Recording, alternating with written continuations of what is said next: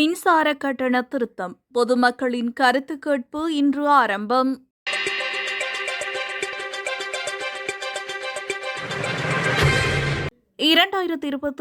ஆண்டுக்கான முன்மொழியப்பட்ட விசேட மின்சார கட்டண திருத்தம் தொடர்பான பொதுமக்களின் கருத்து கேட்பு இன்று நடைபெறவுள்ளதாக பொது பயன்பாடுகள் ஆணைக்குழு தெரிவித்துள்ளது. இன்று காலை 8:30 மணி முதல் மாலை 3 மணி வரை கொழும்பு பண்டாரநாயக்க சர்வதேச மாநாட்டு மண்டபத்தில் வாய்மூல கருத்து கேட்பு நடவடிக்கைகள் முன்னெடுக்கப்பட உள்ளதாக அதன் பணிப்பாளர் ஜெயநாத் ஹேர தெரிவித்துள்ளார்.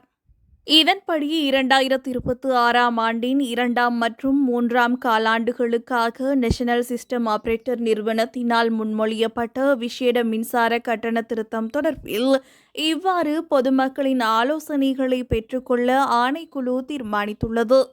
மேலும் திருத்தப்பட்ட மின்சார கட்டணம் தொடர்பான தீர்மானம் மே மாதம் 9ஆம் தேதி அறிவிக்கப்படவுள்ளதாக இலங்கை பொது பயன்பாடுகள் ஆணைக்குழு முன்னதாக தெரிவித்திருந்தமை குறிப்பிடத்தக்கது.